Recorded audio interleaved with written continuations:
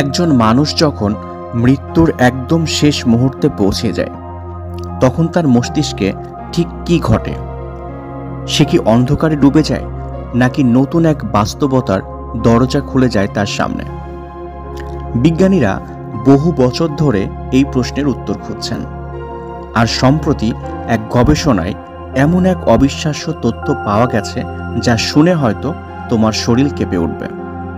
আজকে আমরা এই বিষয়ে বিজ্ঞানের দৃষ্টিকোণ থেকে এবং কিছু গবেষণার উপর ভিত্তি করে আলোচনা করব। So welcome to my channel the unknown files. 2022 সালে এক ব্যক্তির মৃত্যুর সময় বিজ্ঞানীরা তার ইলেকট্রোএনসেফলোগ্রাম করে, যা মস্তিষ্কের বৈদ্যুতিক তরঙ্গ রেকর্ড করার একটা পদ্ধতি। এটাই ছিল ইতিহাসের সর্বপ্রথমবার যখন কোনো মানুষের মৃত্যুর সময় মস্তিষ্কের কার্যকলাপ সরাসরি রেকর্ড করা হচ্ছিল। ফলাফল ছিল অবিশ্বাস্য। মৃত্যুর ঠিক আগের 30 সেকেন্ড তার মস্তিষ্কে দেখা যায় এক অস্বাভাবিক তরঙ্গের বিস্ফোরণ। যেমনটা ঘটে তখনই যখন কোনো মানুষ গভীর স্মৃতি মনে করে, স্বপ্ন দেখে বা জীবনের গুরুত্বপূর্ণ মুহূর্তগুলোকে রিভিউ করে।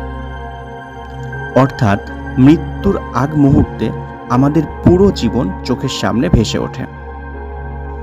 বিজ্ঞানীরা বলেছেন, যখন মস্তিষ্ক বুঝতে পারে যে শরীর থেমে যাচ্ছে, তখন এটি শেষবারের মতো সর্বশক্তি দিয়ে সক্রিয় হয়, আর তখনই নিউরনগুলো একসঙ্গে কাজ করতে থাকে।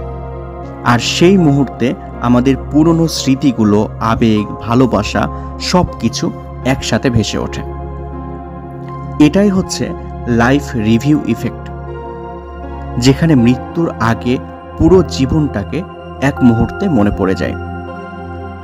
কিন্তু এর থেকেও একটা রহস্যময় অভিজ্ঞতা আছে, যেটাকে নিয়ার ডেথ এক্সপেরিয়েন্স বলা হয়।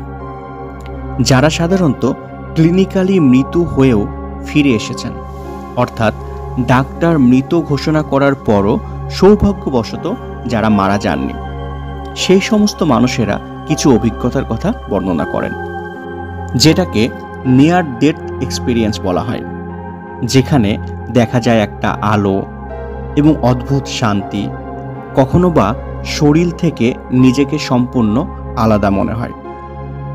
আর এই বিষয়ে বিজ্ঞান এখনো পুরোপুরি কোনো ব্যাখ্যা করতে পারেনি। তাহলে কি মৃত্যুর পরেও কিছু অনুভূতি থাকে, নাকি এটা শুধুই মস্তিষ্কের শেষ ইলিউশন? এই প্রশ্নের উত্তরে বিজ্ঞান আজও অন্ধকারে ঢাকা।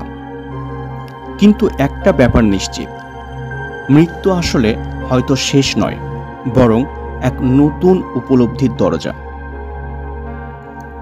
আমাদের আজকের ভিডিওটি কেমন লাগলো সেটা কমেন্টসে জানাও। আর এরকমই তথ্যভিত্তিক রহস্যময় ভিডিও পাওয়ার জন্য আমাদের চ্যানেলটি সাবস্ক্রাইব করে রাখো। সর্বোপরি সবাই ভালো থাকবে, দ্য আননোন ফাইলসের সাথে থাকবে।